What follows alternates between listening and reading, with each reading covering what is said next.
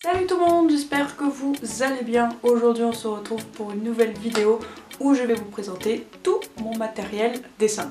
Avant de commencer la vidéo, je voulais tous vous remercier pour vos retours concernant ma précédente vidéo, tout votre soutien, etc. Je vous remercie puisque je vous ai tous répondu. Je tenais à vous le dire en vidéo quand même, donc voilà, merci beaucoup.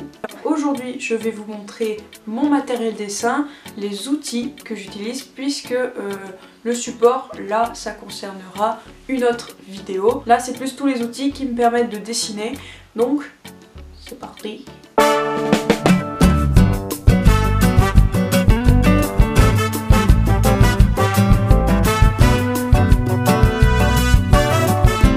Basique pour moi, c'est le stylo noir.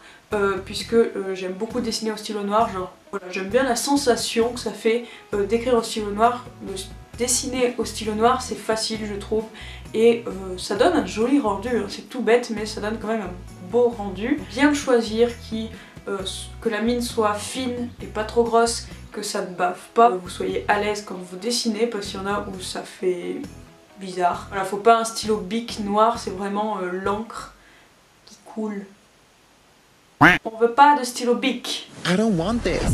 Pour ceux qui veulent dessiner au crayon de papier avec tous les contrastes, je conseille de prendre un set d'au moins, par exemple là il y en a 6 crayons à papier, donc HB, 2B, 4B, 6B, 7B, 8B. 8B c'est très pigmenté et HB c'est pas très pigmenté, c'est même pas du tout pigmenté, ça se gomme très facilement donc c'est surtout le HB que j'utilise. Vous dessinez votre croquis avant de dessiner et ensuite vous le gommez super facilement grâce au HB. C'est pas mal, donc après comme je vous ai dit, si vous dessinez pas trop au crayon de papier, je vous conseille au moins le HB. Mon préféré de cette vidéo c'est les Prismacolor. Donc là j'ai une boîte de 48 Prismacolor première. Ce sont des crayons de couleur gras, donc je vous conseille vraiment les crayons de couleur gras à la place des crayons de couleur qu'on trouve en grande surface tout simplement. Ils sont très pigmentés et le rendu quand on colorie est super beau avec ça.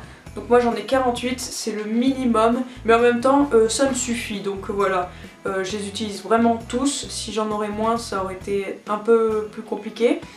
Mais là 48 franchement moi ça me suffit, c'est pas donné mais je trouve pour un cadeau c'est pas mal, ou un truc à économiser. Je trouve que moi ça me change la vie, j'adore colorier avec cela. Moi je vous conseille la marque Prismacolor.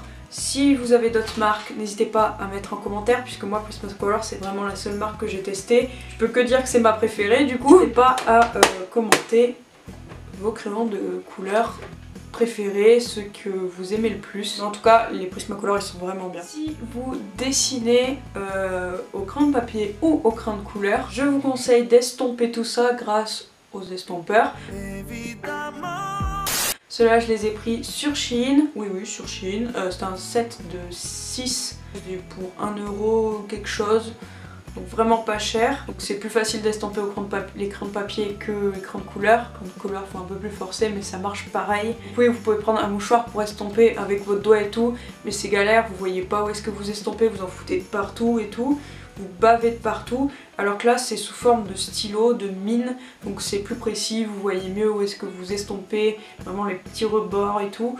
Donc moi je vous conseille d'acheter des estompeurs, en plus voilà, sur les ceux de Shein ils sont vraiment pas chers. Estomper ça donne quand même un effet plus propre. On passe à quelque chose qui change tout, c'est la lumière, c'est la cerise sur le gâteau, le Posca blanc avec la plus petite mine pour être le plus précis possible, pour mettre la lumière dans les yeux, pour mettre si vous dessinez je sais pas un truc gluant comme des organes ou de l'eau par exemple, faire la lumière avec un Posca blanc, je dis Posca mais ça peut être une autre marque, hein, avec un marqueur blanc on va dire, ça change vraiment tout.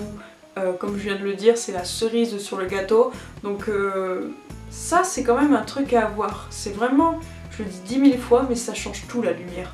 On met les ombres et on met les lumières. Donc là j'en ai un avec une petite mine et j'en ai un sous forme de pinceau, donc vous pouvez régler l'épaisseur du trait comme vous voulez. Quelque chose que je vais tester, qu'il faut que je mette, c'est l'aquarelle. Là j'ai pris une palette de 12 couleurs, les couleurs de base, hein, vraiment comme vous pouvez le voir.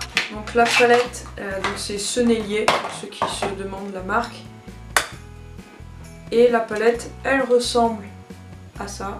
Bah écoutez, il faut que je teste, je vous mets 2-3 dessins que j'ai fait avec l'aquarelle, mais disons que je m'y suis jamais mis vraiment sérieusement, donc voilà.